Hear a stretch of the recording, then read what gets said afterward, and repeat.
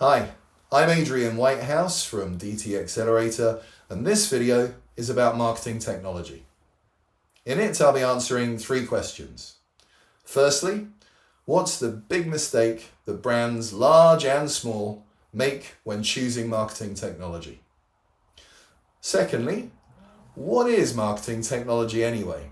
And how are the different pieces and different types of martech intended to come together to support any kind of business in any industry?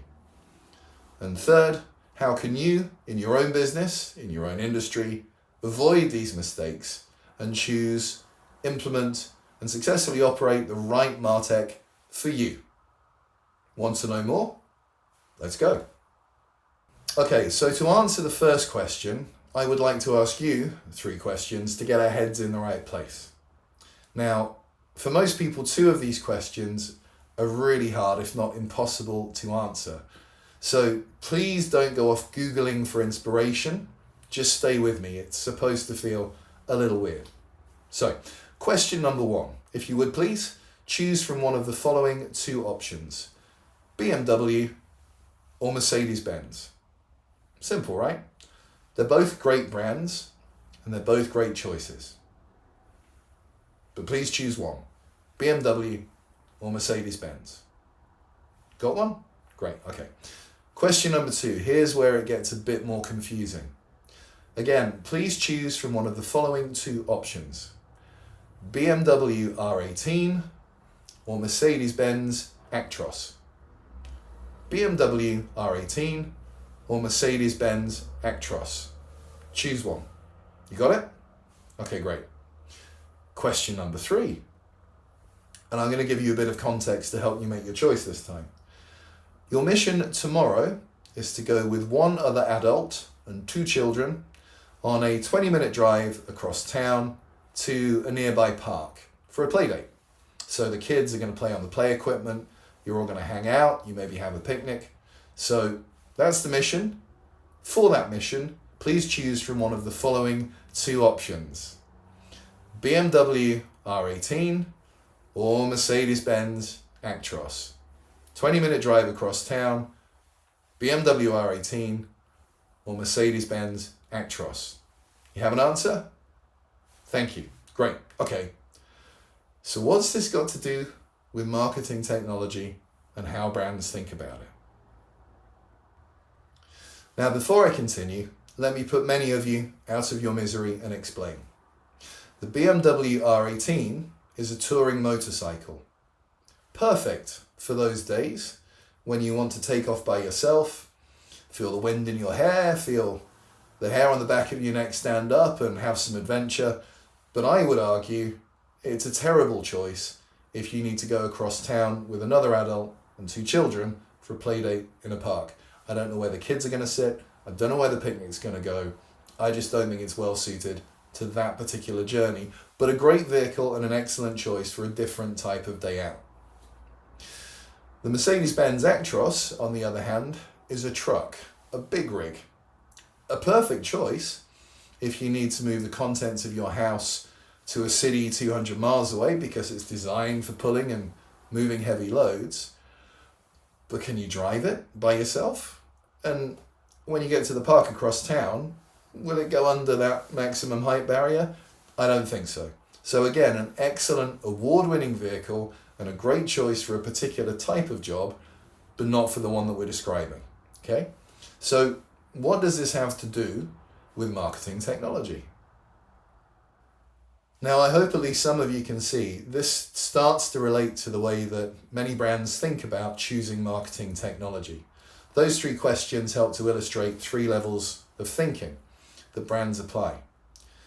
Now, at level 1, we simply look at the market, we look for the market leaders, the best-in-class brands, and we go talk to them. And it's unlikely to be an awful choice because with a market-leading brand, you get great support. You get great service, you'll get a great explanation of all of the different vehicles or tools that that brand has. And if you're not looking at the right one, an R18 or an Actros, if that's not right for what you're trying to do, those big brands are expert at helping you find the right tool in their portfolio for what you're talking about. Now, whether or not that's the very best choice for you remains to be seen, but it won't be an awful choice, and that's why many brands go the safe way and choose to work with big market-leading vendors. At level 2, either the vendor will suggest a product or you'll do your own research and discover there's a particular product which you think is going to do a great job for your business. So you're leaning more towards it. But what you haven't done is the level 3 thinking of being really specific about the job you need this stack or this subsystem within the stack to do for your marketing strategy. And that's where the very best brands get an advantage over their competition, because they're clear on their strategy, they can be clear on the tools that they need to execute on that strategy, and they can therefore design a better marketing stack. So let's now look at the answer to question 2. What is marketing technology anyway, and how are the different pieces intended to work together? If we're going to choose the right tools for our business and our marketing strategy, then we need not just to be clear on what that strategy is and the outcomes that we're trying to drive, but we also need a reasonably detailed understanding of what the different functional components of a marketing technology stack are and the value that they're able to bring in different situations. So in this next section, I'll present a simple overview of a marketing technology stack, or DXP, Digital Experience Platform, what each different functional building block can do and the value it can bring, and a simple overview of how they all work together so that you can decide for your business the right mix of components to build the right vehicle for you and your customers' journeys. There are all kinds of different ways of looking at marketing technology, but what I'm about to share with you has proven over the last 15 or so years to be the simplest and the best. That's because, looked at this way, it makes clear which functional area we're talking about within a marketing stack, how that contributes to the overall system that's going to support the execution of your marketing strategy, and whether you're talking to your own organization about your business and your brand, whether you're talking to the martech vendor or perhaps to a service provider that's going to help you run and operate your martech investment, this helps to get everybody on the same page, whether they're executive leaders, from marketing, from IT, from procurement, or any other department. At the highest level, there are 4 main layers within a marketing stack. Each layer has its own functional capability, and within each layer, there will be multiple different martech products or software platforms that each provide their own functional capability to the overall system. The first layer is the visible creative layer. So these are the platforms whose function is to provide that experience, that visible experience online that your audiences can see and can click on and can interact with. The second layer is about content. It stores the building blocks for that visible creative layer. So here's where the pictures and the videos and the text goes that can then be surfaced up to those different visible creative platforms. The next layer down is concerned with personalization or decisioning. So this layer takes data and applies rules to that data and then chooses the right experience to show to each individual as they explore the digital spaces that you've created for your brand. And then there's a few other elements like integration and like tag management which help to manage this and glue it all together. So I'll explain each of those in a bit more detail. Advertising technology platforms serve the ads online that your target audiences will hopefully find interesting and then click on. By far the most common destination for your audience, if they click on one of your ads, is to a website. This is a more interactive experience where they can now click around and find out more about your products and services as a brand, whilst you try and learn more about them. As they click around, you'll be able to gather information about what their interests are and which parts of the website you're looking at. But if you've built a really good experience and they are interested enough, they might leave you some personal contact information, like an email address or a phone number. They might create an account with your website. At that point, outbound marketing platforms can kick in and start to manage the journey orchestration, as those sorts of platforms are called. And this is where we coordinate outbound marketing efforts through different campaigns on different channels to try and encourage those audiences to come back and buy something from you. So this is typically done through email, but could also be through SMS or in-app messaging. And the key here is to make sure that you're giving relevant and interesting and engaging content, but not bombarding your audience with too many communications. The fourth functional area within that visible creative layer is social media management. Social media management platforms will ideally unify the management of your outbound posting and campaigns on social media, but will also hopefully pull back the analytics data from those different platforms into one place, so it's more easy to compare the effectiveness of your efforts across different social media platforms, hopefully turning social into a more unified channel. If you want the people in your audiences to have a consistent experience across all of those visible creative channels, the adverts they see, what they see on the website, which may be personalized, the outbound communications via email or other methods, and then what they see on social media, you need a single content layer underneath that to push up the right images to the right visible creative platform for the right person at the right time. So one big functional area here, one common set of platforms, is DAM, or Digital Asset Management. And DAM provides a number of functions, but critically, it needs to make it easy for both humans and machines, in other words, other parts of the DXP stack, to find the right image quickly and serve it in as close to real time as possible to any audience member online. Commerce platforms, obviously, enable the exchange of money for the products, the goods and services that you offer as a business. So there's a functional capability here that goes beyond just the storage of content. But in terms of marketing to your audiences, the commerce platform should be the home of information about those products and services and also what they cost. The decisioning layer will typically contain personalization capability. This is the brains of the martech stack, it's the brains of the DXP, because within the decisioning layer sit the rules which help to decide, based on the available data, the right combination of content and commerce data to serve to the right person on the right visible creative platform at the right time.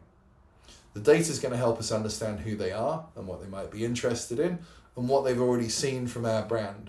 So the decisioning layer is going to choose an experience which is appropriate to them and helps them move down the journey to buying something from us. The decisions that our martech stack can make are only as good as the data that it's already collected. And if we don't have good data, we can't make good decisions. But within the data layer, there are a few different functional areas or types of platforms which most brands will own or are looking to buy. So in no particular order, the first of these is DMPs, or data management platforms. Now these are a bit older. These tend to contain demographic and some behavioral data about audiences that we've seen before, and they help us build segmentation pictures within our martech stack and then drive the decisioning so that we're serving the right kind of experience for a different segment. A very common type of data platform, which most brands have, are web analytics platforms. Web analytics platforms track behavioral data, which means They look at where audiences come from, particularly when they're landing on your website, where they go to, other information about the type of device they're using, so whether they're on a desktop, a PC, whether they're on a tablet, whether they're on a mobile device. And they track when they land on your digital properties where they go. So particularly within a website, they can track the entire customer journey from the beginning of their visit to your website all the way through to the end, and what happens and then where they go. So if there's a commerce transaction, if there's a purchase within there, the web analytics platform will also be picking that up. At the very least, the platform will detect the pages they looked at, and from that you can infer the products or services that they're most interested in. Over time, we will collect more personal data about individual audience members, and this data will typically go into our customer relationship management or CRM platform.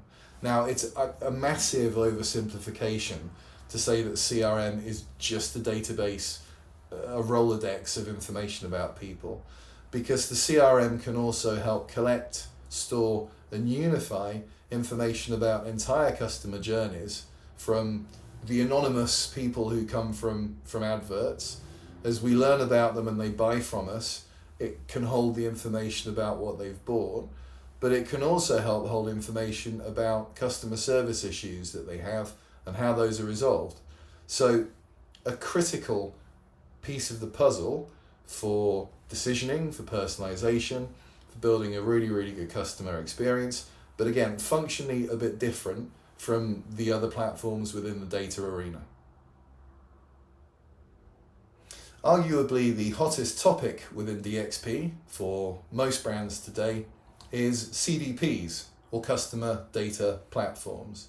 These are fast, modern, and agile platforms which are designed to do three key things.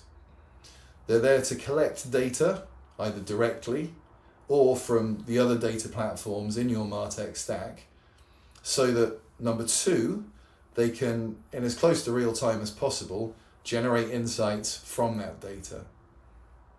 Having generated insights from that data, they can then, three, activate other platforms to personalize the experience.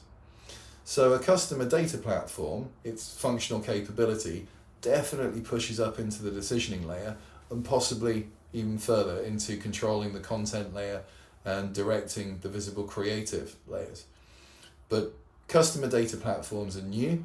Currently, there are very many available on the market, and I think analysts, brands, and even the vendors themselves are still learning exactly what client organizations need, what brands need, and how best to fulfill those needs within the platforms.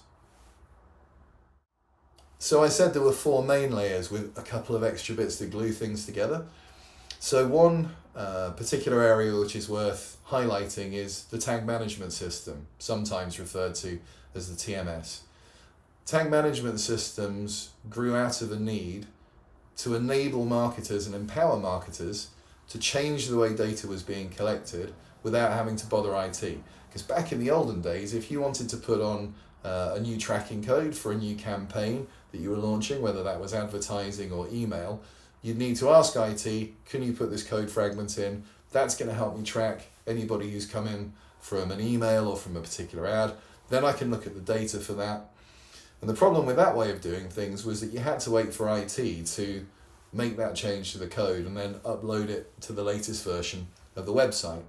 Tag management systems are there so that marketers can do that tracking themselves, but also switch off and on other martech capabilities. So you might want to switch on or off personalization on a particular page. That can often be done from a good tag management system. The final type of platform that I'll talk about here, and that's part of the glue for the overall marketing stack, are integration platforms. Now, they provide a number of functions, and there's a lot of different variations of what an integration platform offering will do for your DXP. But the two main things it needs to do are, number one, enable other platforms to communicate with each other. So where you've bought different platforms in different functional areas from different vendors, they won't necessarily integrate out of the box, or they won't necessarily drive each other in the way that you want them to. And an integration platform exists to help this communication between other functional components. The second thing that they should do, and quite often will do, is also bring the data that's passing between these different platforms into one common format. So this makes it much easier when you have, say, a content management system that builds the website from one vendor and an outbound marketing platform that's sending out email from another vendor. A good integration platform will both enable a third vendor's personalization platform to talk to them, but also when data comes back through those platforms, it will bring them into your data layer in a consistent format. And without geeking out massively, this saves you time down the road from having to extract, transform, load, to use old ETL terminology, those data sets to then make them available for personalization, decisioning, and insight. Of course, for personalization, data latency, the speed at which you receive data and can process it, is critical. And having to do manual extract, transform, load work breaks your personalization capability because you can't do anything in real time anymore. But we digress. That's a really fast overview of the different areas of a DXP, and I'll go into that in a bit more detail in another video. So how does looking at a martech stack or a DXP in this way help us to avoid, question 3, the kinds of the mistakes that many brands make when choosing their marketing technology? So the first point I would make is that each of those functional areas, from advertising technology through commerce and personalization through all of the different data options, each one of those and each one of the platforms in those functional areas can be big and expensive and complex in of themselves. Brands therefore tend to look at each one of them as a vehicle in of itself. That's a car, that's a truck, that's a motorbike. But the right way to think about each of these platforms is that they're part of that overall machine. So they're more like a set of tires, or an engine, or a gearbox, or a chassis, or a steering wheel, to continue that vehicle analogy. Because if we think about vehicles, they have the same component parts in common, but the way in which you combine them and the power you put behind them gives you wildly different outcomes. A mountain bike, a motorbike, a sports car, and a big rig, a truck, all have an engine, they all have wheels, they all have seats and a chassis and a way of steering and many other things beside. But it's turning up and down the power of those different components that starts to define what kind of vehicle you have and therefore what journey it's best for. The only way you can be certain as a brand or as an organization on the type of vehicle that you need to build is first by being clear on the journey that you need to go on with it. To be clear on your journey is to be clear on your marketing strategy, the tactics and the campaigns that you want to execute, so that you can choose the right tool for the job. Marketing strategy is a whole other video and again another big piece, but in simple terms, you should do some research into your audiences so that you understand who they are and what they look like. Once you've built up that picture, hopefully through some qualitative and then quantitative research, you can then start to segment your market and your audiences so you understand the types of people that you think will be interested in your products and services, and therefore you can target them. To target them effectively, you should build a position for each one of those audiences, and that's all the beginning of that visible creative experience. By creating content fragments, pictures, videos, etc., which appeal to those target audiences with the positions that you've chosen, you're starting to increase the likelihood of success with the execution of your marketing strategy. Having done some research into your target audiences and built positions to them, you can then start to make tactical decisions about the campaigns that you want to execute to engage and pull in those target audiences. When you're looking at your martech stack, First thing is what you're doing digitally should reflect what you're doing above the line with the rest of your brand activity. So if you have TV commercials, if you have strap lines for radio ads, digital out of home, and other above the line traditional advertising, those images and those strap lines should be echoed as you come down the funnel into the digital platforms in the journey. They should be mirrored in the digital advertising. They should be visible across the piece. You're more likely to build a consistent image in your target audience's mind if your brand looks and feels the same wherever they engage with it. So the tactics and campaigns that you then want to execute to achieve your marketing strategy need to feed into the design of the website. They need to feed into the design of your social media campaigns. They should be reflected in the outbound marketing that you're doing, and indeed into the scripts that you give your call center agents or any other customer experience or customer service representative, perhaps in stores, perhaps in stadia, depends on the type of business you have, but it all needs to be unified and consistent across the whole piece. This starts to feed into more complicated decisions about how you'll manage your brand that will have an impact on the martech stack that you need to build. Here's an example. If your commerce channel strategy is going to be selling through retailers, whether they're e-tailers, bricks and click retailers, etc., if your commerce strategy is going to be to sell exclusively through Amazon, in other words, all of the commerce experience is going to be managed by other businesses on their own commerce platforms, you don't need to invest in your own commerce platform. And if you choose to, you need to be really clear on why you're investing and what value you hope to get back from it. Similarly, if your channel strategy for commerce is as I've just described, your approach to data collection platforms is going to be different, because firstly, your website and your outbound brand marketing is going to be more about experience and brand than it is about transactional commerce. So you're going to be doing more long advertising than short advertising. It's going to be more about brand building effects than it is about short-term sales activation. So again, understanding this strategic level of marketing is going to help you make better decisions about the tools you need and the functional capability you need from your martech stack. A good marketing strategy will be designed with KPIs or metrics and measures in mind from the very start. So if we say that our strategic intent is to drive 10% greater sales in a particular segment of our audience, then we know what we need to measure. We need to measure sales and we need to measure who's buying our stuff. Otherwise we can't satisfy both conditions. We've driven 10% of sales with this segment of people.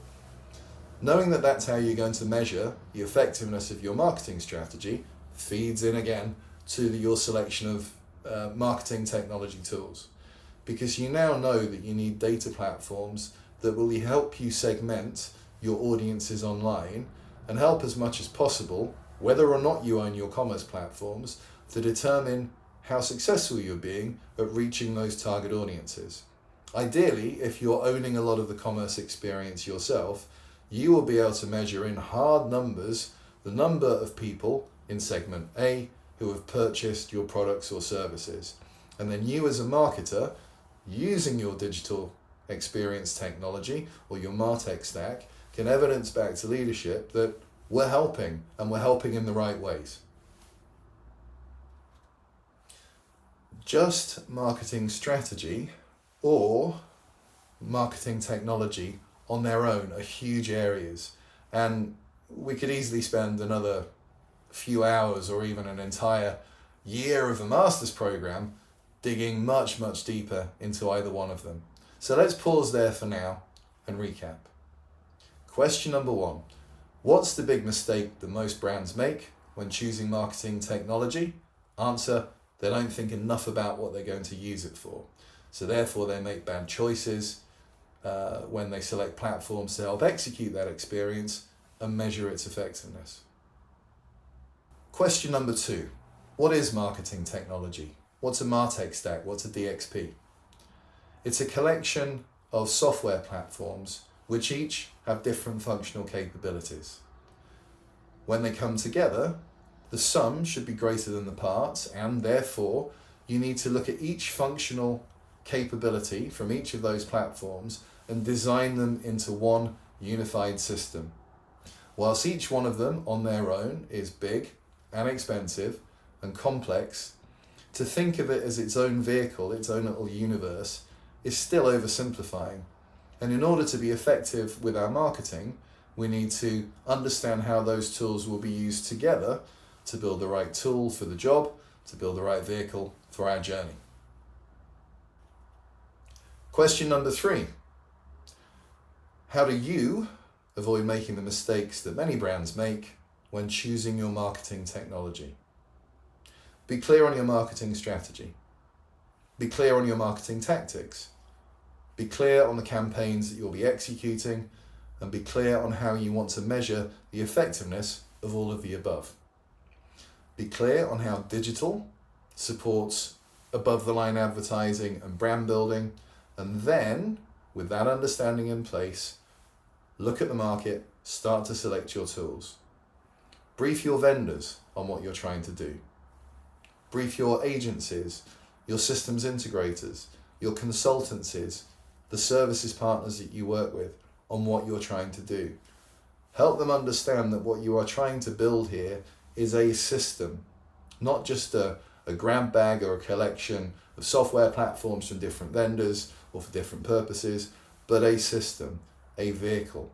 And then you will be able to choose the right vehicle for your journey and make your way to marketing Nirvana. Thank you for watching.